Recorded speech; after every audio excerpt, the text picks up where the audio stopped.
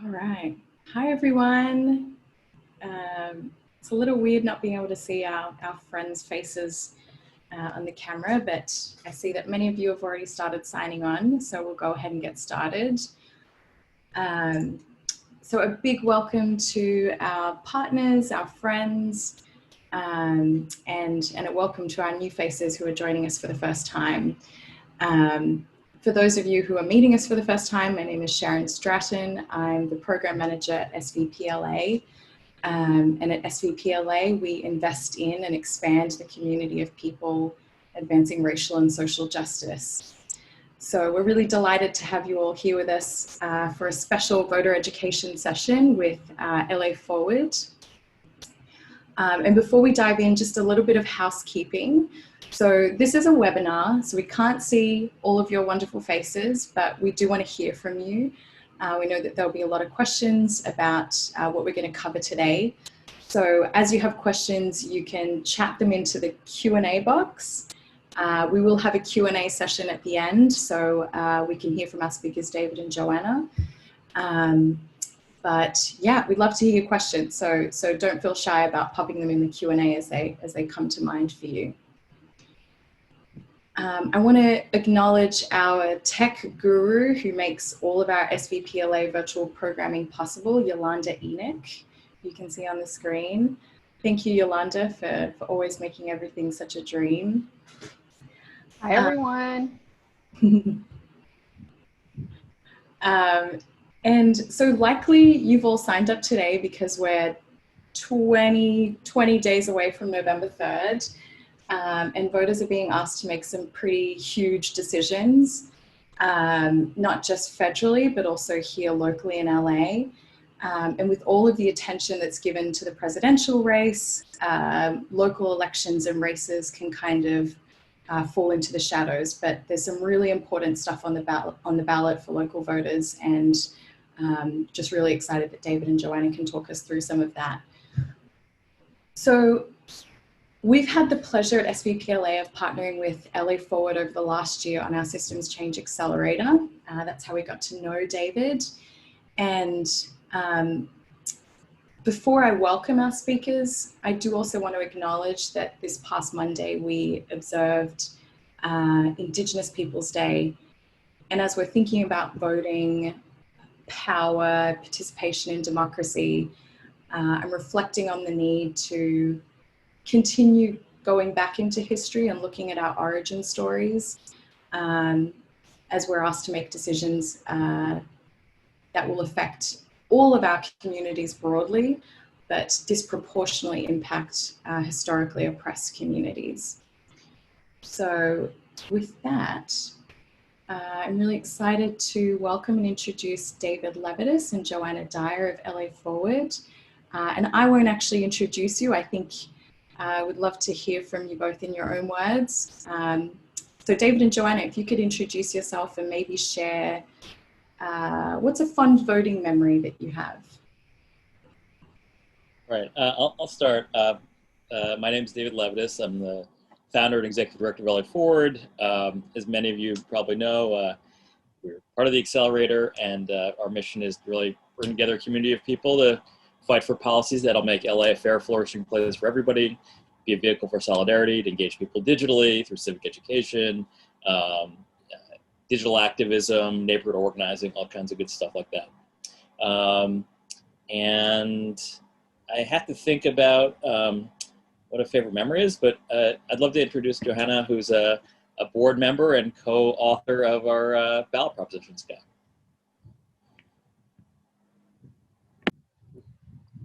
Hi there. Thanks, David, and of course, Sharon and Yolanda. Are you having any trouble? Am I coming through okay? I think, okay. Yeah, it's really great to join you all here. Obviously, there's so much, this is such an important election in a million different ways. I'm thinking my background is primarily in environmental law, actually, which is how I met David. And so I tend to look at things through that lens. But thinking of a fun voting memory, in the 2000 election that ended up being kind of a mess, like this one might be, I was studying abroad in Chile, and it was I was in college. It was one of my first probably the second time I would have been able to vote. And so I remember I wasn't even planning to vote necessarily because it seemed like such a hassle at the time. I wasn't really thinking that much about it. I'd voted in the primary, but then we just kept hearing more and more, this election is going to be close, it's going to matter. So I remember jumping in a cab with the other students to go to the U.S. Embassy and vote in Chile. And, it ended up being like a really consequential election. So, I'm glad we didn't sit it out, but that's the craziest election memory I have.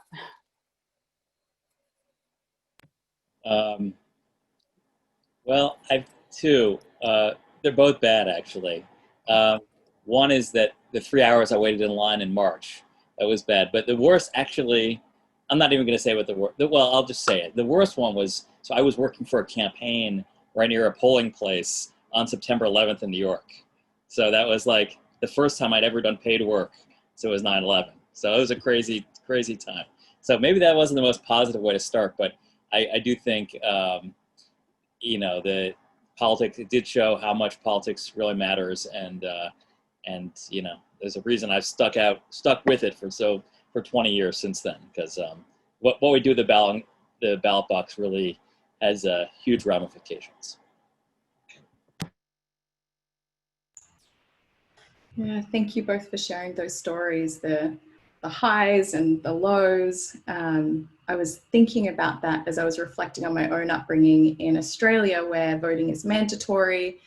And for me, voting is going to a local public school on a Saturday and being rewarded after casting my ballot with a sausage sizzle, or as a hot dog, as we call it here. So I definitely had some fun memories growing up. Looks like we may have just had Joanna drop out for a moment, but David, you mentioned ballot boxes, and that was actually sort of the first question that came to mind as we were thinking about this session, was just all of the different process changes that are sort of unique to this year in how people actually vote. So you're seeing these drop boxes pop up. People can do vote by mail. Some people are choosing to go in person. Can you tell us a little bit about how has voting changed this year, and what are people's options? Yeah, that's a great question. There's been a tremendous amount of change this year. We had a lot of changes even in March, pre-pandemic, because LA County moved from and many places around the state are moving to this, but LA County is the biggest, moved to a system, and instead of only being able to go vote in person at your neighborhood place, you're able to go what was called a vote center. There was many fewer vote centers, but you could go to any single one around the county. And they were open for, a period of a week plus before the election. So that system, it had a lot of problems because we didn't have enough vote centers and people waited to the last minute. Right now, in this pandemic, we're in a very different situation. Everybody who's an active voter has been mailed a ballot. You should have received yours last week. The last day they were supposed to go out was October 5th. And so you have that ballot, and you can do a couple different things. You can mail it in, although you do run the risk, since the Postal Service is currently being mucked up, that maybe it won't get there. But if you do send it, you want to send it early, ASAP. The thing that I'm really excited about is that you can take that mail-in ballot you got, and there's official government drop boxes around the county. There's one at every public library. If you go to lavote.net, the county clerk's office has registrar's office has like a list. You can find the closest one to you. So I think I recommend that. I haven't voted yet, but when I do fill out my ballot, I'm going to take it to one of those drop boxes. The ballots are picked up every 48 hours. And there's a neat feature. You can go onto the website, and the California Secretary of State's website, and you can track your ballot. You can see if it's been mailed to you, and you can get notified, and then you can see if it's been, if you mail it, if it's been scanned by the Postal Service, and if it's been received by the Board of Elections, and if it's been counted. So I recommend you do that, and you get notifications for your phone. It's really powerful. And then, of course, the last thing you can do, you can still go to one of these vote centers. They're going to be opening in about a week or two, I think about week and a half. So you can go vote in person. before the election day or on election day itself, but they really recommend against that for health reasons, and just we need to try to keep as little traffic to those places as possible. So I think my view is the best thing to do is to fill out your ballot at home and then drop it at a secure ballot box. David, I have a question about that. So earlier this week, it was announced that there were these unofficial drop-off boxes. Do you know, like, how is it? I guess your best bet is to just verify on lavote.net that it's an official one, but what is the plan with these fake ones? Like, are they just like, what's happening? Yeah, so the California Republican Party decided they were trying to protest this practice, now legal practice of ballot harvesting, where people from campaigns and stuff can come around and collect sealed ballots. The Republicans didn't like that. So in order to like mock that, they set up their own system of ballot harvesting, but that involves these fake ballot boxes. And they just like at various gun shops and like, you know, other random places, they just created their own lockbox and they like taped up on a piece of paper, like printed a sign that said official drop box. So they're being sued right now by the Secretary of State and the Attorney General. They're not backing down. They do take official off. So yeah, you want to verify online that it's an actual Dropbox, and of course the ones in government buildings or next to them are official. So yes, be careful that you don't drop it in a fake mailbox, fake ballot box.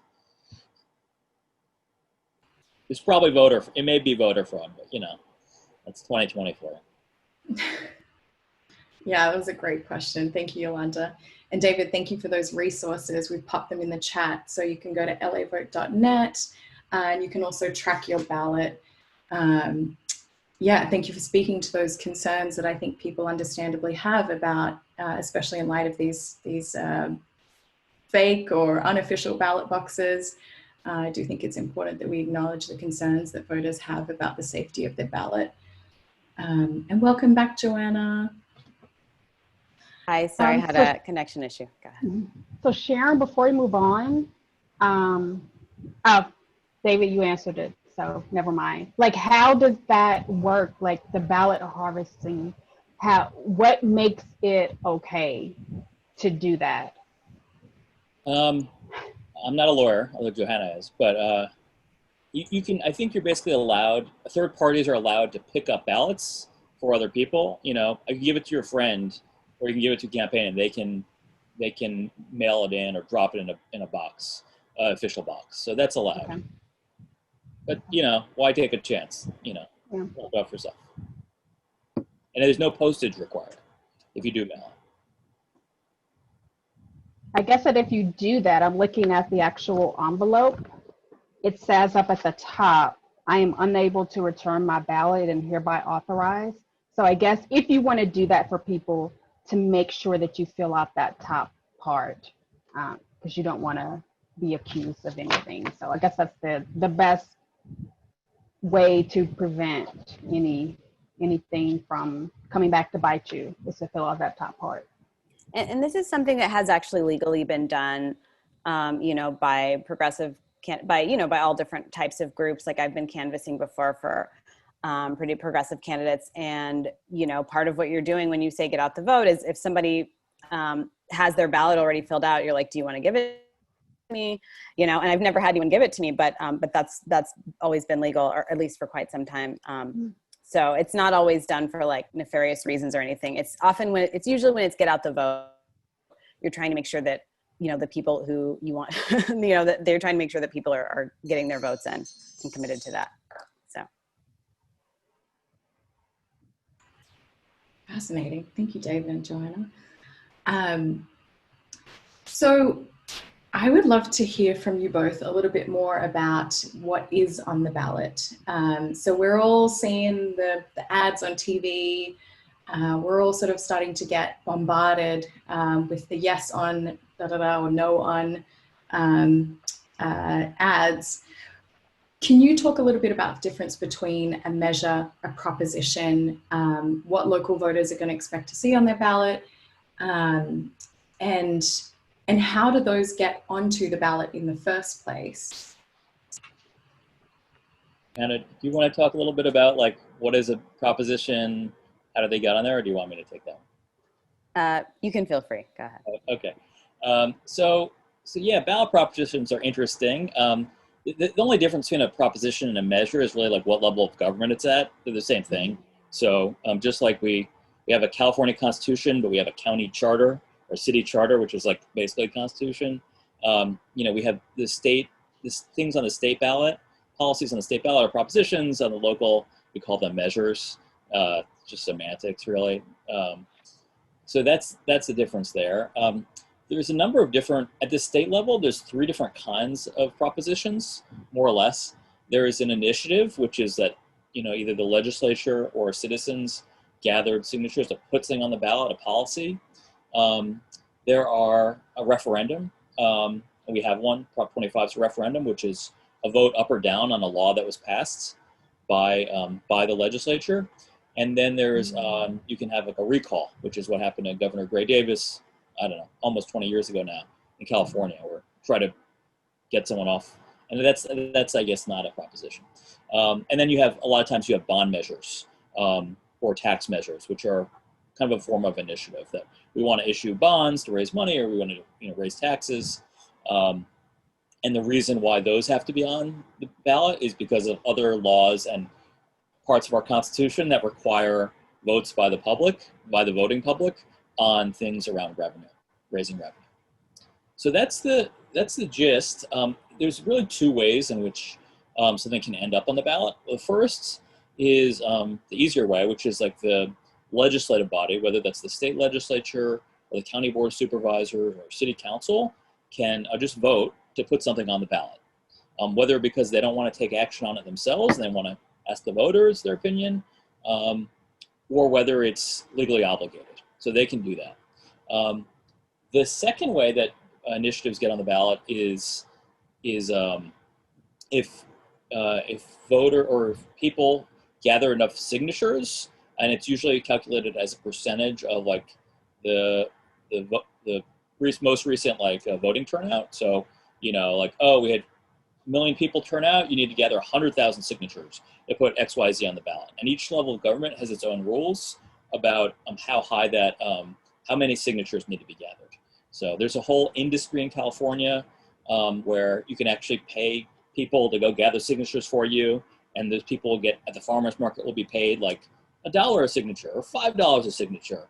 Of course, that means that you can basically buy your way onto a ballot proposition. And we've seen that a bunch of the initiatives this year, as most years, were qualified by, people, very wealthy people, basically buying their way onto a ballot.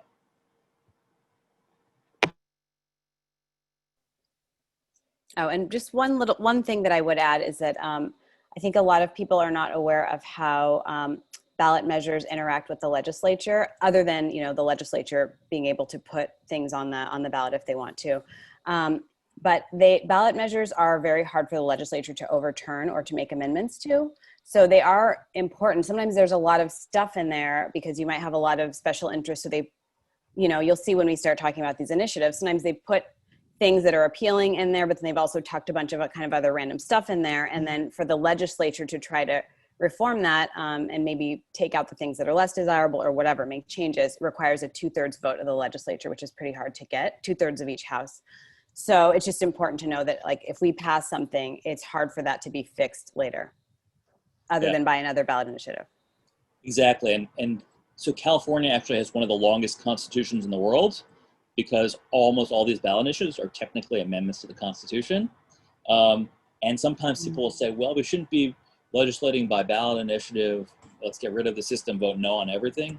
The problem is, when you have a ban on, say, affirmative action in the Constitution, which we'll be talking about, that happened 25 years ago, the only way to take it out is through another ballot initiative, which is now Prop 16.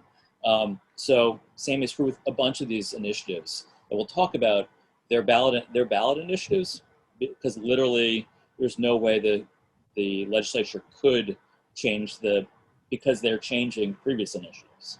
So it's a vicious cycle.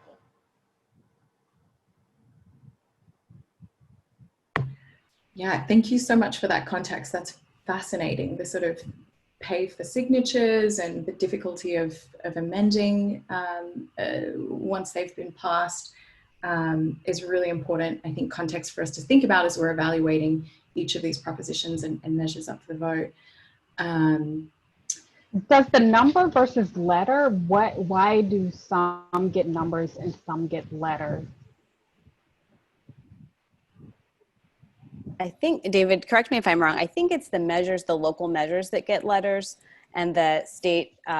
So you'll see like Measure J or whatever, but then you'll see, you know, Prop 17 would be like a state level. So that's actually kind of an easy rule of thumb if you can tell if it's just going to affect your local community or if it's going to affect something statewide. Okay. Every jurisdiction has its own rules. So in California, we used to have, nowadays, like when propositions go up, it reaches a certain number, and then it'll just go right back down to 1 again. But a couple decades ago, it wasn't like that. So we had Prop 207 and Prop 196, and some states, you know, it goes even higher. I know in the 2016, I worked on a ballot initiative locally. You know, we had Measure H at the county, and then we had Measure HHH, Triple H, and Measure JJJ at the city. So like the cities had 3 letters, and the county had 1 letter, and the state had 2-digit numbers. So yeah, it's a little complicated. Why we love having you here to demystify all the jargon and the acronyms. So actually, this is a really good sort of seg into demystifying what's on the ballot. Perhaps you could share with us what are some of the key propositions or measures that are up for the vote that you would want to highlight for our partners and folks on this call. And if you could, maybe you can give us a sort of 1-sentence fast pitch. David, you're good at fast pitch. I had 3 minutes for a fast pitch. You had 3 minutes. But give us sort of a high-level summary of what each of those props or measures sort of addresses, and then we'd love to hear more of your analysis. Do you want to share a couple of yours, Johanna, and then I'll share a couple of mine? Let's see. I think I just need a quick second to, maybe you should go first, David. Okay. Yeah, so there's a lot of really like generationally consequential measures on this ballot. I would say locally, Measure J, LA County, at the state level, Proposition 15, Schools and Communities First is really a big one. And then I would say, I'll just say 2 more, maybe I'll steal Johanna's, but Proposition 20 is really important. It would reverse major criminal justice reforms if passed. So those are the top 3 for me. Yeah, I think mine would be similar. I'd also probably add Prop 21, just given the moment we're in right now, which is related to rent control, gives local governments more ability to impose stricter rent control measures. So I think that's really important, especially given where we are right now with unhoused people and, you know, economic crisis. I should say, I didn't summarize J and 15, but Measure J would basically permanently allocate 10% of the local monies rate of LA County's budget, of its locally raised budget, towards alternatives to incarceration, non-law enforcement purposes, community services of all kinds. And then, so that's a huge one for the budget. You know, LA County has a $37 billion budget. It's big money we're talking about. And then Prop 15 would fix a major flaw in the commercial property tax system, whereby commercial and industrial properties are never reassessed on their taxable value, except when they're sold, which means you have properties from 40 years ago paying, you know, dollars on the penny to what, you know, currently sold properties are paying, and we're losing out as a state over $12 billion for schools and community local government services as a result. So, and then I agree with Johanna 100% about Prop 21. And 22, Prop 22, which is exemption for basically Uber and Lyft from labor law, and then Prop 25, which is a question of how to replace or the cash bail system is also going to be really consequential and controversial. Yeah, both of those last two are pretty controversial, and the messaging is very confusing, I think. So maybe you or Joanna, David, why is no one talking about Measure RR? I feel like everyone's talking about 15, but no one is talking about RR, and that seems to be more local, specifically for LAUSD, and I very rarely see on voter guides people actually giving an opinion on that one. Yeah, we did actually have a couple of partners with interest in learning more about Measure RR. And I want to make sure that we address the specific questions that were submitted when folks registered, and would love to hear more, Johanna and David, on the props that you just mentioned. So I'm wondering how we tackle this. We can kind of do a sort of lightning session on each of those, and what I'd love to hear is sort of the yes and the no implications, and what you'd offer that this group considers. As you said, there are generational and consequential impacts, and then I can pull out the specific measures that our partners had asked about if you both don't address them. Sure. Maybe we can just, honestly, it might make sense just to go in order of the propositions. Yeah. And instead of jumping around, and we'll spend more time on the ones that are more consequential. Yeah. Sound good? I love that. Okay. So we can start with Measure RR. So this is like the least controversial thing on the ballot. It literally is not. It's backed by labor, backed by business, backed by the Democratic Party, probably not the Republican Party, but everybody else. And it basically would just raise several $1 billion, issue bonds for LAUSD to raise money to modernize its facilities. I mean, God knows that LAUSD has all kinds of needs in terms of classrooms, in terms of safety equipment, in terms of just all the basics of buildings that we use to learn in, and this would raise money for that. And it basically does it. It wouldn't even raise taxes to do that. How it works is there's going to be a bond measure expiring, and so this would just basically can issue bonds to continue that. So instead of seeing a decrease of about $22 per year in taxes, you're going to see the same amount on your property. So it's not very controversial. There's really no argument against it, except if you don't think we should be spending any money on our public school facilities. So wasn't there something, maybe it wasn't March of this year when we were doing primaries, maybe it was last year, where there was something related to the school system, because it was around the time that they were striking and it was actually voted on. No, is that related to this? And they're going for round 2 to see if people will say yes to it? That was Measure EE, and it was for LAUSD. It was a little bit similar to Prop 15, except it would have raised property taxes, except whereas Prop 15 will just increase tax revenues on commercial and industrial properties, Measure EE would have touched residential ones as well.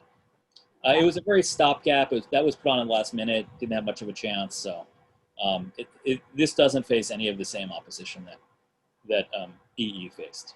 Okay. Joanna, do you want to talk about Measure J, or do you want me to? Yeah, you can do all the local measures if you don't mind, because I haven't looked at them in a little while, I'll be honest. Sure. So this is a really consequential one, and this is a Measure J, something that it was germinating for a long time in a way, but really came out of this the Black Lives Matter protests, the racial justice uprising over this summer, and there's been a active organizing in the community and around the country to change how we allocate our budgets. Budgets are moral documents and statements of priorities, and how the government as the collective entity, like how we deal with our social problems and challenges. And we spend a massive percentage of our budget, as do many cities and counties around the country, on policing and jails.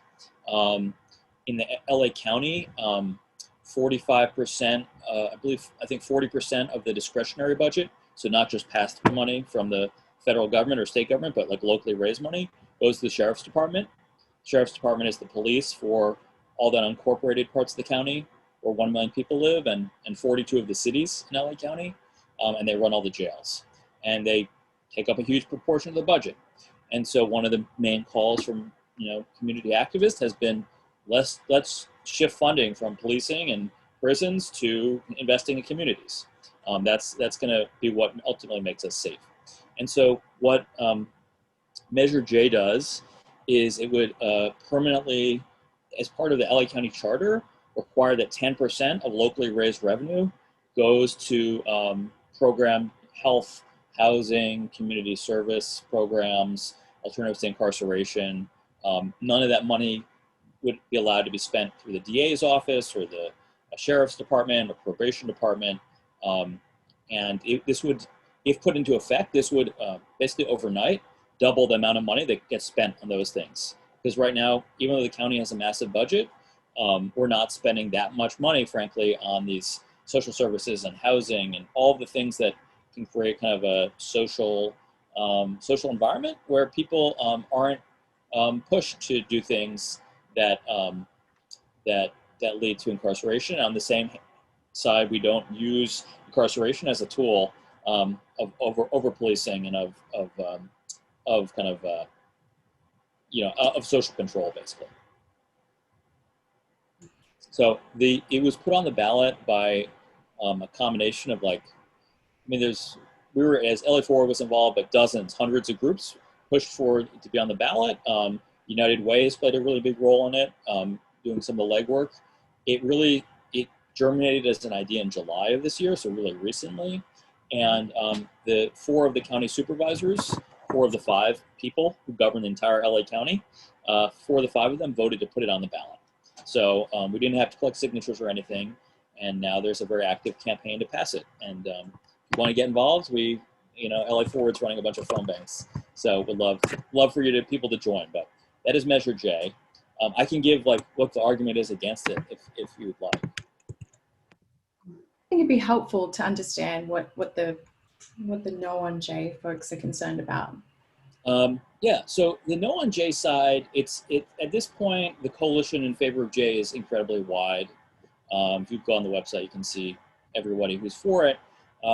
The money against J is coming from the Sheriff's Association of Sheriff's Deputies, the police union, the prosecutors, and some of the union movement in general, actually, and some of the government employees unions. And the argument against it is a couple things. One is that if we take money away from the Sheriff's Department, from policing and jails, things are going to get violent, basically. And the police aren't going to have the resources to respond to, violent crime, and, we'll enter a Mad Max type scenario. So that's what the sheriff is saying. Alex Villanueva, the elected county sheriff. That's one kind of argument that's being made, or case. The other case that's being made, and you'll see this in the ads, is that that this is, even though the messaging in favor of it is, this is about racial justice in many ways. This is about investing in Black and brown communities. There's nothing in the measure itself that forces that, and so the opposition is trying to basically make a kind of co-opt a progressive argument that this is not actually about racial justice, and not only will it increase violence, but it's not actually going to get to the root of injustice. And it will. I think the third argument that gets made is we shouldn't do budgeting at the ballot box. That's the job of the county supervisors, and it's just not. It doesn't make sense to tie the hands of the county government. So those are the very different arguments against Measure J.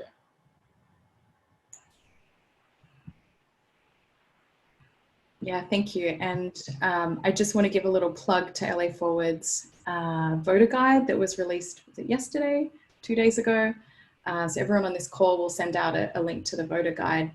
And I really appreciate how you've laid out both the support and opposition on measures like Measure J, and you've given a recommendation at LA Forward of yes.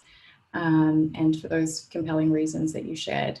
So yay on Measure J. And at the end, we're going to ask you to share what are some ways that folks on this call can support some of these campaigns. You know, in pre-pandemic times, people might be canvassing or going door to door, but what kind of support do you need in the lead up, given that we're all digital?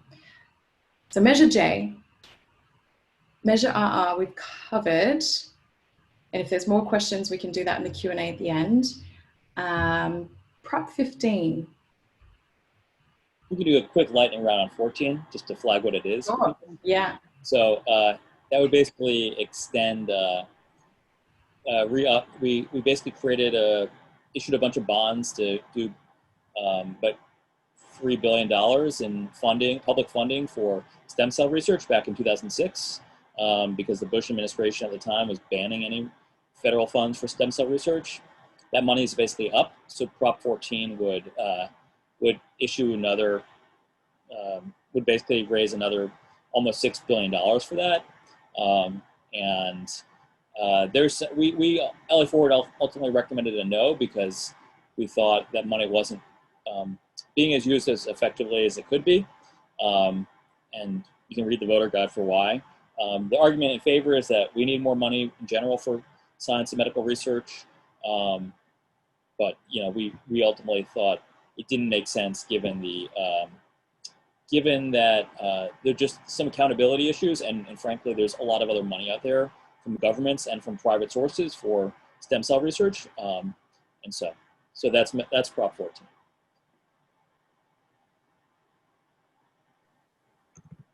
Yeah, I think this bill seemed like it was, I mean, it definitely was written to benefit one particular center and kind of the person who owns it. It's another one of those, you know, pieces of legislation you don't like to see, so, or at least we don't like to see. And yeah, it has a lot of strange stuff in there, like it requires a 70% majority instead of just the 2/3 majority to amend it, and all these kind of strange things. And also, they don't have any requirement to make the research kind of publicly available or like a public good, even though it's being funded publicly. So that's another sign that, like, you know, they could sell it to like big pharma or whatever, and Californians would not benefit from that, from what they funded. So anyway, just a couple things that really bothered me about that. If anyone was thinking, because, you know, they kind of draw you in with stem cell research, so you're excited, but it's actually, it's not exactly going where you think it is necessarily. Should we talk about Prop 15? Sure. So Prop 15, I think this is another one that LA Forward is really active on. We've been active on it for several years now, and this has been in the works. Unlike Jay, which has been, you know, popped up 3 months ago, Prop 15, previously known as Schools and Communities First, has really been in the works for over a decade. There are many community groups under the umbrella of this group called California Calls, led by Anthony Thigpen, that have identified as the root of so many of the problems in our society, social, economic, racial injustice, the disinvestment from communities. The fact that we have, you know, our school systems and our colleges went from being some top in the nation and very well funded to the opposite of that, to at the bottom. And the big trigger for that was something that you may or may not know, is Prop 13, which passed in 1978, which was part of this tax revolt, where there's a lot of causes. I think a lot of it was partly was kind of white backlash to racial equality and integration. Part of it was also inflation was causing home values to rise a lot and property taxes to go way up. And so something called Prop 13 passed in 1978. And what that did is the way it was sold was that it was going to stop, you know, mom and pop and grandma from being forced out of their homes due to rising property taxes. Even if they paid off their home, they couldn't afford the property taxes, they'd be forced out. But what the Prop 13 proponents didn't say back in 1978 was they were including commercial and industrial property in that as well. So so we have this system where basically no property in this state is you're basically taxed at whatever level of the value that you bought it at. And it could be 10 years, 20 years ago, 30 years ago. And that means we're missing out on a lot of revenue. So what Prop 15 would do, it's what is often called technically split roll. It would not touch homes at all. It would not touch apartment buildings. It would not touch anything residential, despite some of the scaremongering out there about it. All that Prop 15 would do is say that commercial and industrial properties should have their taxable value regularly reassessed. It doesn't increase the tax rate on those properties, the percentage rate, but it does say, you know, if you bought a factory that the property was worth $1 million back in 1980, you're still paying property tax on that. That means your school district's missing out on money, your parks are missing out on money. Maybe that property is now worth $10 million or $100 million. You should be paying property taxes on a current valuation. So that's the essence of what Prop 15 would do. It would raise $12 billion that would around the state, and over $3.5 billion for LA County alone. That money would be distributed according to pre-existing formulas for how local revenues are allocated. So 40% of that money would automatically go to school districts, and then and there's a formula that makes sure that it's allocated most generously to school districts most in need, and then the other 60% would go to local governments, cities and counties and whatnot for their needs. And God knows they have a lot of needs. We barely kind of climbed out of the last recession. Now we're hit with a big new one, and so there's major financial needs that the cities have. So and none of it goes to the state government. It all stays local. So I'll mention quickly. Obviously, I'm in favor of it. We're phone banking for it. I think there's a couple arguments against it that I want to highlight, and then also provide the flip side on. So the one main argument against it is that this is going to hurt small businesses. It's going to push out basically small businesses. And the comeback to that is that the designers of this measure were very careful in how they put it together.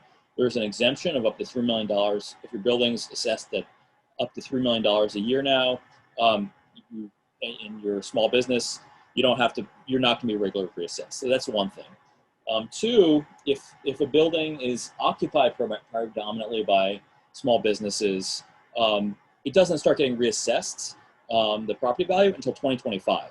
Normally, the reassessments would start in 2022. In this case, they'd be pushed back to 2025.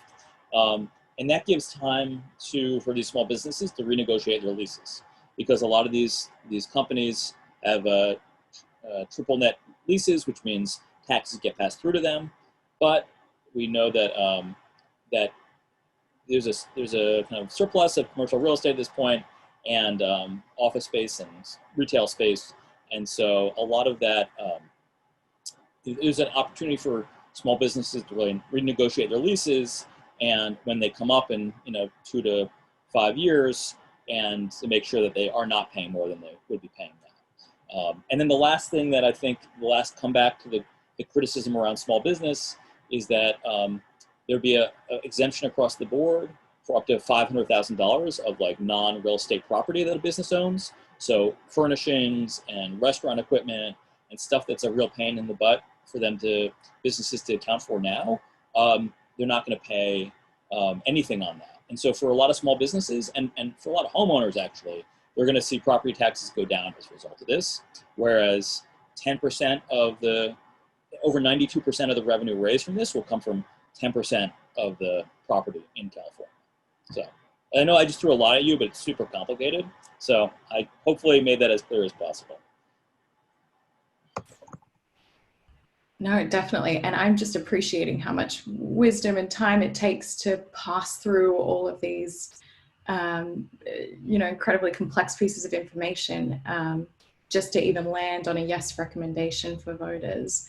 And I love that you mentioned the opportunity to phone bank. So for folks on the call who want to phone bank with LA Forward, again, we'll send a link to that in the follow-up. So we have Prop 16, 17, and 18, so the next three, and they're all a yes recommendation from LA Forward. Johanna, would you like to tell us a little more about those three? Sure. And David, you can fill in if I leave out any details. So these three, well, they're a bit different. So 17 and 18 are pretty similar, which is expanding voting rights. 16 is restoring affirmative action or race or gender-based, assessments and, however that plays out, preferences potentially in California contracting or, education, businesses, things like that. Sort of race-based decisions were banned by California voters in 1996. And so that's been the case. There are a lot of things that the state can't do, that historically had been done and that are done in most other states still. And so, we've seen, especially at the university level, it's obvious. You also see it within state contractors, where the numbers of, in terms of admissions for school, Black and Latino numbers went down pretty significantly. At this point, Asian American numbers have also gone down pretty significantly in terms of admissions. And so the universities have been clamoring for this for a long time because they feel that they're being very restricted in the type of class that they can create and the type of university setting they can create and learning environment. People have been pushing for this for a long time. We recommend a yes vote on it because obviously, given the long-time structural injustices that exist even in California and have for a long time, that this is a good way to kind of get us back on track. We lost a lot of, we could be more advanced by now if we hadn't had that setback over 20 years ago. So that's a yes. The arguments against this, obviously you've heard some people believe that it's unfair potentially. We would counter that by saying, it's very difficult to assess like fairness without accounting for structural disadvantage and, the just so much disadvantage that's baked into the system. So so we think that should be a yes vote, just basically putting us back to where we were in the 90s. And so for Prop 17 and Prop 18, those both expand voting rights for Californians. 17 is for people who've had a felony conviction. They've already served their term, they're out, but they are now on parole. So parolees are currently, felony parolees are currently banned from voting in California. And we think that that's something that needs to be addressed because it's not like they're banned from, like they still have their typical civic requirements. They have to pay taxes as soon as they get out of prison, jury duty, all these other things. So obviously we're deciding that someone has, paid their debt to society. They're now having to contribute in other ways. And so they should therefore be given the right to vote if they're going to be taxed, especially. And obviously, measures against or that want to disenfranchise people with felony records are usually obviously part of voter suppression efforts for specific reasons. So, there's a disproportionate impact, of course, given the racialization of our justice system.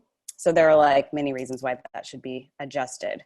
And then Prop 18 is allowing some 17-year-olds the right to vote. So what this really does is that 17-year-olds who would be 18 by the time of the general election can vote in the primary at 17 so that they kind of get a chance to weigh in on who they would get to vote for a few months down the road in the general. And I think it's 18 states, 18 or 20 other states, I don't have the number in front of me, have this. So it's a pretty common, it's a pretty common rule to allow some 17-year-olds who are almost 18 to vote in the primaries. And it's pretty limited and and would be good for progressive causes and good for just opening the door to civic engagement among younger people. So that's those three. Thank you. And I want to pause here just to give any of our participants the opportunity to ask questions on any of the any of the propositions we've spoken about, and also to give you, Johanna and David, a moment to get a glass of water, and if you'd like to. You've been talking a lot. But yeah, for anyone who's on the call, if you have questions about, we're talking about Measure J, Prop 14, 15, 16, 17, 18, feel free to chat them in the Q&A, and we'll try to respond to them as we're going. This is super informative, and I'm sort of lamenting that I can't vote. I've never missed voting so much as I have since I've moved to the US. But really feeling excited for voters and the opportunities they have this November. Sharon, we also have the ability, if an attendee wants to verbally say their question, I can pass them the mic. If you are if you're thinking, worried about like typing your question in a way that you're intended, then you can raise your hand and I can pass the mic to you if you have a question about any of the items that we've already given. I'm happy to do that. And we can hear your lovely voice. Yeah, we love our partners' lovely voices. And how should they let us know if they want the mic? They could either raise their hand, or they could do it in a Q&A and then maybe put in parentheses, like, I'd like to ask my question live. Oh, I love it. And maybe we can keep that invitation open throughout the course. Yeah. Anyone wants to unmute themselves and ask a question, just let us know and we'll pass you the mic. Cool. All right. We've had a tiny little mini water break. So where were we? We were at Prop 18. Prop 18. So we've got 21, 23, 19. I'm looking at the voter guide and it's kind of I'm going from yes and no.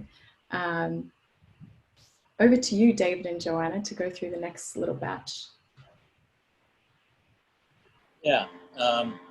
So Prop 19, this is a super confusing one. Not the most important one on the ballot, but or the most controversial, but it still matters. So Prop 19 is another ballot measure that would impact what Prop 13 did from 42 years ago. It's also about property taxes, but in this case, about residential property taxes. So right now, because of Prop 13 from 1978, if you bought a house a long time ago, you're paying much lower property taxes on it than your neighbors moved in a year ago. As people get older and want to downsize, sometimes they don't necessarily want to leave that home because they don't want to have to pay higher property taxes. So we already have an exemption in California law that says you can actually take your lower property taxes with you to a new house. You can move up to once and do that within the same time to incentivize people to downsize. What Prop 19 would do, it's not surprisingly it's been put on the ballot by the Realtors Association. They want more people to be moving so they can sell more houses and buy more houses and make more money. So very, very, very obvious reason why they did it. And what it would do is allow up to 3 moves, I believe, that someone could make. And they can move not just within a county, but within the state. So it would just increase the portability of your lower property taxes. It would also close some inheritance loopholes that allow people to inherit their parents' lower property taxes, which is currently allowed. Famously, Jeff Bridges, the actor, was featured in LA Times a couple of years ago about this. He's like paying property taxes that his grandparents paid like 40 years ago. So there's some good and some bad in this measure from my perspective. We need to close that inheritance loophole. It's crazy that you can inherit taxes, that tax level that your grandparents were paying. There's some pluses to allowing people to move their property taxes with them, but we ended up coming down no on this because basically the people who already own homes who are even potentially downsizing, one, they already have some portability, and two, they these are people who already own property, and a huge percentage of Californians don't own property, and it feels unfair to be giving another exemption to another break to the people to people who already are in a position where they own their home. And assuming that they own that home and are going to be able to make a fair amount of money selling it because of property appreciation, why cut them another break when they move to a new place and then they get to keep their old low taxes? So ultimately, that's why we came down against it. You might see ads from firefighters and victims of forest fires saying how important this is to them. That's a very marginal case. There aren't that many people losing their homes to forest fires, to fires. It's a big problem, but it's not like millions of people.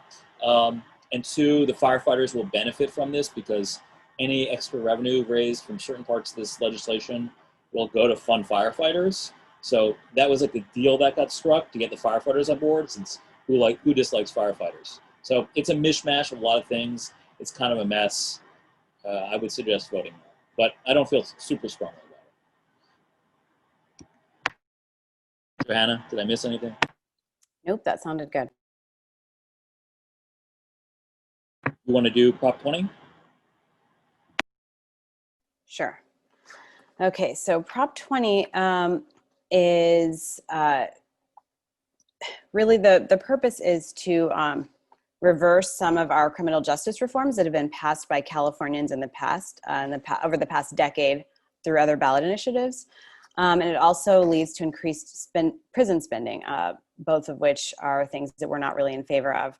So over the past decade, several moves were made in California to sort of attempt our own criminal justice reform. In 2011, the legislature reduced punishments for parole violations. In 2014, voters passed Prop 47 on the ballot, which recategorizes some nonviolent crimes as misdemeanors. And in 2016, voters passed a proposition that would give people convicted of certain nonviolent offenses the possibility of early release. So all three of those would be reversed under Prop 20. So they'd end up basically categorizing more crimes as violent felonies, which would restrict early parole rights for those people, recategorize certain misdemeanor theft and fraud crimes to be chargeable as misdemeanors or felonies, which also introduces more discretion on the part of the judge or prosecutors, and discretion often is often racially biased or socioeconomically biased. So, introduces more bias into the system. So if they feel like it, they can suddenly charge you with a felony for what would have been a misdemeanor automatically. It also requires DNA collection for certain misdemeanors, which is also a new, very new in California. So this is basically like an old school tough on crime bill, which targets a lot of pretty lower level offenses generally, and nonviolent crimes, does include certain domestic violence crimes. But it really, overall, this just feels like it would take us backwards into even more mass incarceration, overspending on imprisonment of people. We're in a pandemic. There's just, the list goes on and on, reasons why we would encourage a no vote on this measure. And it's been sponsored by, the supporters are generally law enforcement associations. They have gotten the Grocers Association on board, and a few others, retailers associations and things like that. But it's mostly sponsored, initiated and sponsored by law enforcement. So so I think they would, their argument, of course, is that they would like stronger penalties for crimes. And we just don't think that it's justified by the cost to individuals, the cost to the community, and just in general. So that's Prop 20. I don't know. Did you have anything to add on that, David? I'm trying to talk, but it got to me. Anyway, no, I was going to say the grocers and the retail industry have been among the people industry that's been unhappy with some of these reforms, because it basically reduced the penalties for shoplifting, more or less, and their feeling is that has increased shoplifting, and I don't know the exact data on it, and basically let people not go to jail for a long period of time if they're shoplifting. So they have a clear, I mean, it's understandable from the perspective of the retailers, the grocers, why they would want higher penalties. I think the question for all of us is, what serves society best, what serves justice best? Does it make sense to be putting people away for a long time and giving them a felony record for shoplifting? So, are there better ways to deal with what leads people to shoplift and steal in the first place, rather than just spending tens of millions of dollars more on incarceration?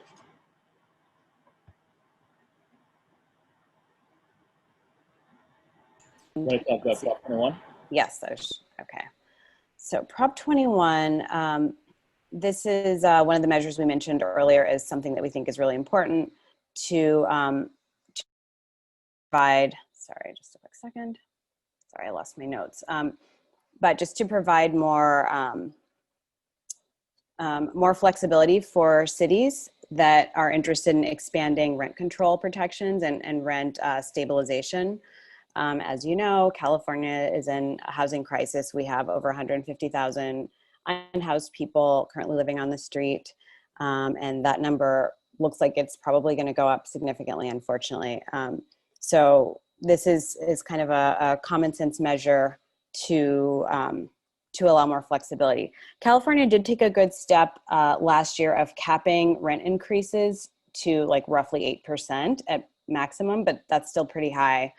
Very high in a lot of cases, especially in a city like LA or the Bay Area where rents are already super high. 8% can be a huge increase actually for a lot of people. So, so this allows, actually, sorry, let me take a step back. So currently, only older buildings are still subject to rent control provisions, mostly throughout the state.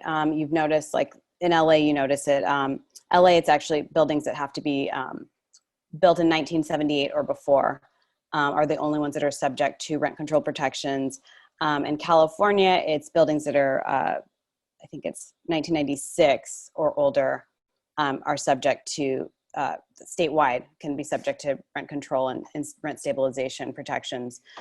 So this makes it, and those are only multifamily. So this legislation would make it so that single family properties, which are now becoming much more common, it's much more common for people to rent a single family home now than it was decades ago, since many of us are renting even as our families are growing and all kinds of things.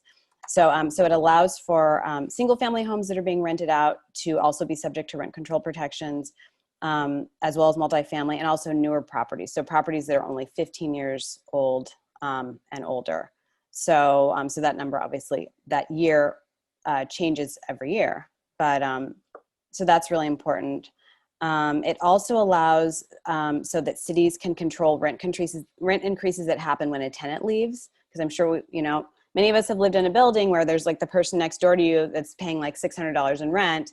They leave, and then suddenly the next person has to pay $2,000 or whatever it is in rent. So, so they also want to put a cap on the amount of the jump there, because it also currently a lot of landlords have been incentivized to try to like get those tenants out so that they can, start charging market rents. So it at least it allows cities to do that if they choose. It's not, so not every city would do it, but it gives them the flexibility if they need to. There are exemptions for small landlords, so somebody who only owns a couple of units. Yeah, and I think that's about it. David, did you have anything that you wanted to add? So we want a yes vote, obviously. Yeah, this is super important. I think partly it's about rent control and rent stabilization of prices, but it's also about tenant protections.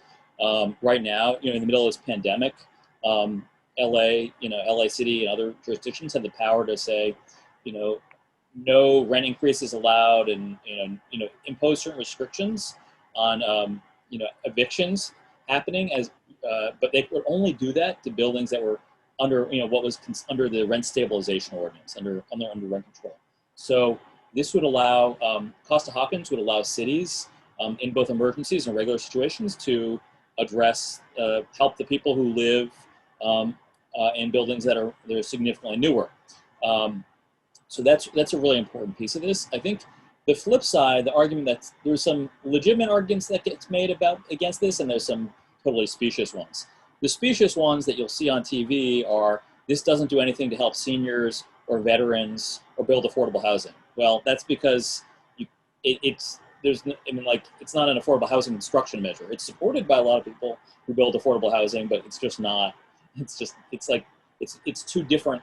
It's a different piece of the law. You would need a separate ballot initiative, and we've had those before.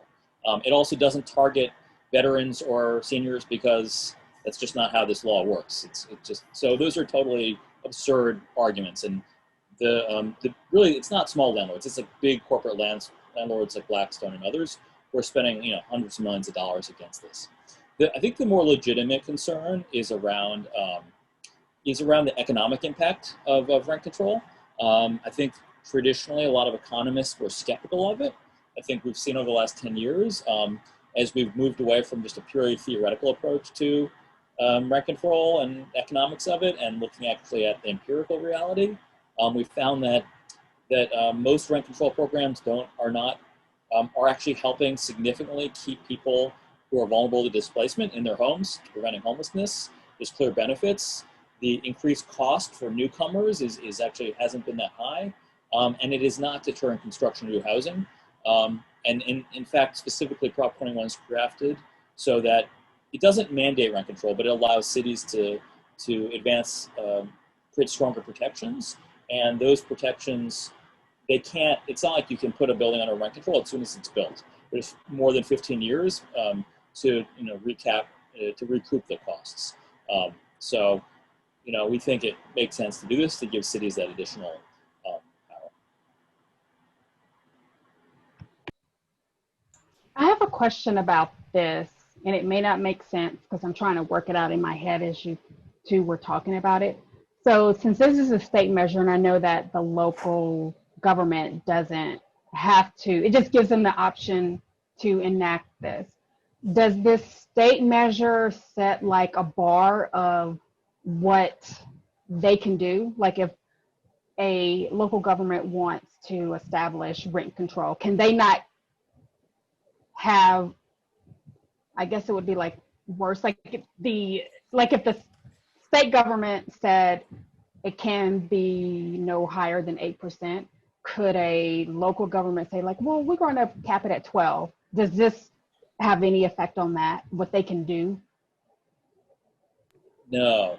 So basically what this bill is doing is revising this 1995 bill, Costa-Hawkins Act, that set these limits on rent control, what cities could do. So this bill is a direct revision of that. It would not change what happened. The legislature passed last year, which set a maximum. It wasn't rent control. It was like a rent cap, anti-rent gouging thing. So it wouldn't affect that max upper limit. But that's like a super high upper limit. If you think about it, 5% plus inflation is a lot per year. Johanna, do you want to talk about 22? Maybe you can take 22 and I'll jump in later. And David, sorry, if I can make a quick request, I want to be mindful of time. And we've got we've got Prop 23 on dialysis clinics. There's some interesting sort of ones coming up, but there's a lot of interest, I think, on Prop 25, and especially the sort of the no recommendation that we're seeing floating around in these voter guides. But yeah, we'd love to hear sort of maybe like a lightning overview of 22 to 24, and then really dig into 25. I think we have a lot of questions there. So 22 basically carves out an exemption. There was a bill passed. We have this huge gig economy. There's all these people working as independent contractors for Uber and Lyft and Postmates. They're often working full-time these days, but they're getting treated as independent contractors. The state legislature passed a law, AB 5, to address that, backed by labor unions. That law had a lot of problems, but this bill wouldn't really fix that. This bill is put on the ballot by Uber and Lyft, Postmates, DoorDash, to basically give them a carve-out so that they wouldn't be subject to the law, so it wouldn't affect all the issues that freelancers face under AB 5. We basically let what are amounts to, whether part-time or basically full-time drivers for these services, continue to be treated as independent contractors. And it would also set a very high bar, 7/8, to change that law. So we suggest voting no, but I won't talk anything more about it since we're doing a lightning round. You want to talk about 23, or do you want me to? I think you should. Okay. Yeah, go ahead. So 23, it would regulate dialysis clinics. It was put on the ballot by SEIU, United Healthcare Workers, which union that organizes. Partly it's about increasing their leverage with these kind of like duopoly that basically runs the dialysis clinics, Fresenius and DaVita. These clinics have issues. There's some, partly this is SEIU trying to get leverage to organize the workers there, which I personally am in favor of as a matter of principle. But I think there's benefits to this. Otherwise, it would basically have more data reporting requirements, limits on the ability of the corporations to close clinics, especially in rural areas. It would also prohibit discrimination in quality of care or availability of care based on who's paying, like, whether it's Medi-Cal or private insurance. And then it would require a doctor or nurse practitioner to be on site when care is being given. So it's very controversial. SEIU has spent like $6 million in favor of it. The dialysis companies have spent like $100 million against it. There's a lot else to be said, but I won't say it. And then I'll do Prop 24 really quick. This is controversial. Privacy advocates are split. We passed a landmark privacy law in California a couple of years ago to protect consumer privacy. That's why you get pop-ups saying, do you want to let this site see your cookie, have access to your information? Prop 24 would in some ways strengthen that law and enshrine it in the California Constitution. In other ways, it would weaken it and basically if you didn't want to give your data away, it would let the company charge you more. It's really a mixed bag. There's people I respect on both sides. Ultimately, we thought it wasn't a good idea to enshrine this in the Constitution because it weakens certain laws. Again, it's funded by like a single billionaire. It's not how we should make laws. So we suggest a no. So that's Prop 24. A lot more to be said, but we don't have time to say. Thank you, David. I feel like you said a lot in such a short amount of time. So Prop 25, we've got a lot of, it's pretty contentious, a lot of opinions on either side. Johanna, would love to hear your opinion. I was hoping David would take this one, but I can start off, David, and you can jump in. Let's see. So Prop 25 replaces cash bail, which many people are against. Obviously, many of the criminal justice advocates have been, long pushing for some kind of change, if not abolishment, of the cash bail system, because it, the racial and socioeconomic bias is so strong. People can end up locked up for months or longer for minor crimes just because they can't afford the bail. So obviously, it's been a huge. And then their whole life is like falling apart and they're not even necessarily guilty. They haven't been tried. So there are many ways in which, we've all just been kind of shaking our heads at the cash bail system for years. So many people were very excited to see this introduced kind of on first glance because it would eliminate the cash bail system, but it would replace it with a different system that would use like a risk assessment algorithm to kind of make individual assessments of someone's, likelihood of being a flight risk, basically. It's using an algorithm. And so I think this is very concerning to a lot of us. Once I kind of read that piece of it, I had sort of a gut reaction. Many people believe that there are, potentially racial or class connotations of that, because the things that are built into this algorithm include things like age, your zip code. So if you happen to live in a high risk area, which might be high risk because of over policing, it's like, where's this data coming from? The data is coming from who's actually been caught, put in the system, and who's left, so there are lots of I think, concerns about the information and the judgments that are being made, because you have areas where like way more people are being imprisoned. And so those areas are considered higher risk. So, you know, the implications are very strong, I think, racially and socioeconomically. So, yeah, so, you know, some people believe that it automates racial profiling. You know, I think the proponents of this are looking forward to getting rid of cash bail, which, you know, which I think is, you know, which is admirable, but replacing it with a system like this to us seemed very concerning. Like, this isn't necessarily the way this needs to be done, is making these risk assessments. I think proponents are saying this is more kind of arm's length. It's just going to, like, they're just going to throw some numbers into this, and like, they're going to come out with like whether you get to stay or go. You know, and maybe to whoever proposed this initially, it may have seemed, you know, more impersonal and just kind of neutral.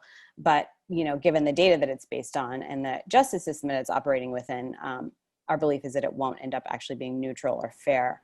And, you know, it seems, at least from my perspective, it seems like it kind of automates racial profiling potentially. So that's where I would, I'll turn it over to David for your take on it.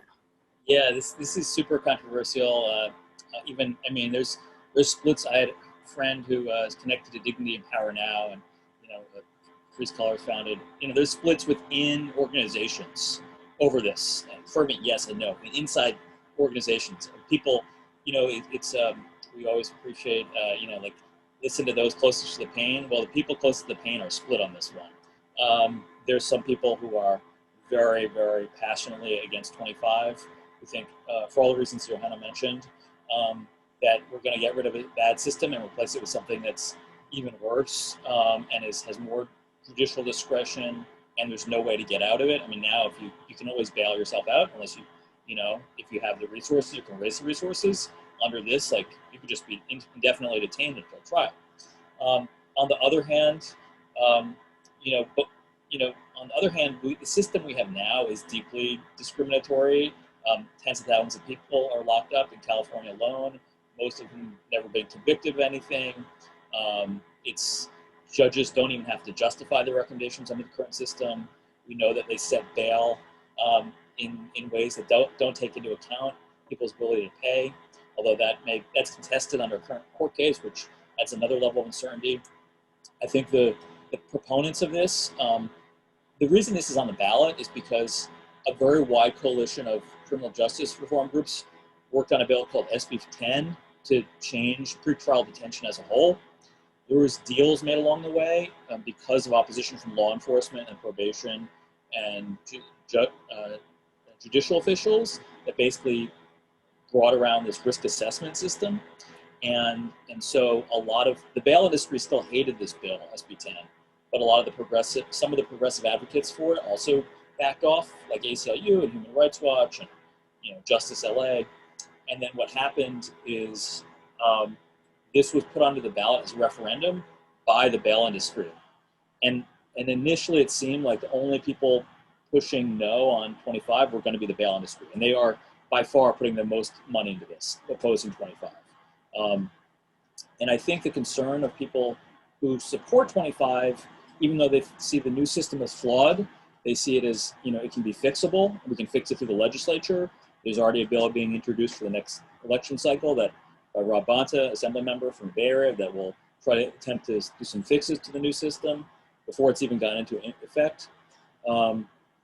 The yes on 25 people say that if this doesn't pass, we're going to like super empower the bail industry because we're going to give them a huge win.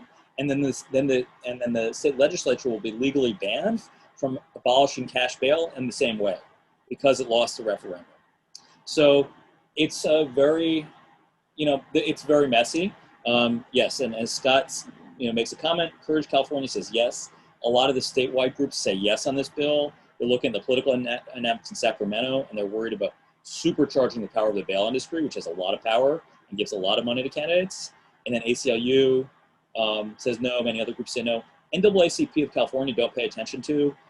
Their leader is basically like, she's against she's against a lot of things. She's a political consultant who gets paid, like, to take positions. So don't ignore what the NAACP of California says. I normally wouldn't say that about NAACP. They're great a lot of places. In California, they're not a trustworthy source on ballot initiatives. But yeah, there's a lot of grassroots justice groups in Justice LA and others who are against 25, who say, it automates racial profiling. And it's really dangerous. So we ultimately went back and forth on this. We came down on a neutral position. We had board members on both sides. One of our, I just figured like this is something that people should really learn the details about and make their own decision on. That they have an obligation to be really informed. So I still don't actually know which way I'm going to vote. I'll be honest. It's the last one for me to figure out. Johanna, anything else? Nope, that's it. Yeah, I definitely agreed with the neutral position because it is so complicated. And, I would love to see, the cash bail system abolished. So, I think it would be a good statement on that. But I'm just, at least for me, I have some concerns about especially enshrining this other system into the California Constitution, and making it harder to make adjustments. So, but I it's a complicated situation. So sorry, guys. We don't have an easy answer for anyone. This is the one that I struggle with the most, and you guys did not help me at all. Sorry.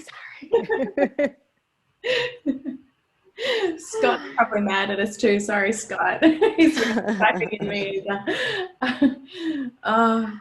I appreciate the humility, David and Joanna, in sharing that, even personally, you're grappling with whether this is going to be a yes or no. It's, and I'm looking at these propositions and measures that you've outlined, and I'm like, wow, how is any one person supposed to understand dialysis clinics and, criminal justice reform and abolition, all of these complicated housing and tax laws. So I really appreciate how much energy and labor and deliberation has gone into not only this guide, but also what you've shared with us on this call today. And I know that our group might have some questions. So we do have some time for Q&A. You can, if you're on the call, you can type it into the Q&A chat box. You can let us know that you want to unmute yourself and we can hear your lovely voice. But I want to invite anyone now to ask any questions of our panelists. There's already one question in there. I think for David, you marked it that you were going to answer it live. It's the one from Ev. That was it. Yeah, I can answer that. That was, okay. It was just, we're not talking about candidates because this is C3. Other people or guides you suggest we look to. I don't know if I can answer that in a C3 context, but as Ev knows, the District Attorney Accountability Coalition is awesome, and they're C3, and they're doing something about Jackie Lacey and George Gascon from a nonpartisan perspective. I think those races are, the district attorney race is so crucial. It's a biggest prosecutor's office in the country. Same thing, we have a huge county supervisor's race between Holly Mitchell and Herb Wesson, some city council races in LA City and other cities as well, Culver City, Santa Monica. So I don't know, just Google things around. I think, Courage Campaign is a great resource on a lot of things. If you just Google around LA progressive guides, you can find a lot. And I think there's a lot of consensus this time around on things. So I'll let people decide on their own where to look. And David, if you want to, I know some of us may know this quote unquote C3 reasons, but if you just want to explain what that means. Sure. So LA Forward is actually technically a 501c3 and a 501c4, which means it's just tax designation. So most charities are you think of are C3s, which means the money you give them is tax deductible, and they also don't have to pay taxes. But that means they can work on policy, but they can't work on candidates. A 501c4, which can be affiliated with a C3, can do as much lobbying as it wants and spend like up to about half its budget on candidate work. And so SVP is only a 501c3, so you guys can't endorse candidates. LA Forward / LA Forward Action can, but we won't right now on this call. Yeah, thank you. I appreciate that distinction. And we sort of touched on this during the call, as you mentioned, phone banking opportunities. But Johanna, David, what are some ways that, you know, if there are people on this call who are really passionate about getting involved on the campaigns of any of these propositions or measures, what's some recommendations or some actions you can direct them to? I'll take a first crack and then turn it over to Johanna. So I've been posting in the chat the whole time. I mean, it's really powerful to have one-to-one conversations with voters. They see so much on the TV and the mail, but like reaching people one-on-one is so powerful. We wanted to do door-to-door, you know, canvassing, door knocking. That was my dream. We're going to have people in neighborhoods all across LA as LA 4 members. Obviously, it's the pandemic. We're not doing that, but we're calling people. And so we have phone banks twice a week for Measure J and for Prop 15. We're going to do some relational texting for Prop 15. Stay tuned for that. So we welcome people to get involved, and we're doing a training on, as we're known for our 101 trainings. So we're doing a training this Sunday on voter contact 101, phone banking 101. Phone banking neither involves necessarily your phone or banking. It's just using a computer to call voters. So, and it's much easier and more fun than you might think. So that's what we're doing. And Johanna, I don't know if you have other thoughts you want to share about other ways to get involved. Yeah, I mean, I think especially at this point, you know, like in the past, like if this were like a month ago, postcards and things like that are helpful, but like there's kind of no time for that now. Everyone's voting right now. So yeah, phone banking is the way to go. And I think, you know, we're seeing this barrage of ads, but I think the ads are so all over the place. They're so vague. I think lots of people feel manipulated, at least from what, you know, they're like, it all just seems so manipulative. And so people are really hungry to hear from like a human being about kind of their perspective on it, and like somebody who can actually answer their questions without them having to read. Some of these ballot initiatives are like 52 pages long, you know, and like a regular bill going through the legislature is like 3 pages. So, you know, that's why there's some of them are so complicated, because there's so much stuff hidden in there. So, you know, people don't really have the time or the bandwidth to go through all that. And so being able to just like talk to somebody who can quickly answer their question, like, well, you know, I'm a parent of a young child, like, how is this going to work? Or I'm a small business owner. So I think it's very impactful. And so I highly recommend it. And it's fun. Like the ballot initiatives, you don't really get people super upset like you would over like a presidential candidate or something. You know, people are looking for like education. And so they don't have these like gut reactions usually to it. So I think it's fun and it's gratifying. Yeah, we have, you know, dozens of people phone banking multiple days a week, and the feedback I've gotten from people, even who are super passionate about, you know, we do kind of have a race for, you know, national office happening that people may or may not have paid attention to, but, you know, you make those calls. It's like Johanna says, super contentious. These people are grateful to hear from you, and sometimes you're talking to people literally as they're about to fill out their ballot, and so they appreciate the conversation. And plus, people are, you know, it's a pandemic. People are lonely, so, you know, give them a call. They actually don't mind talking to you. It's true.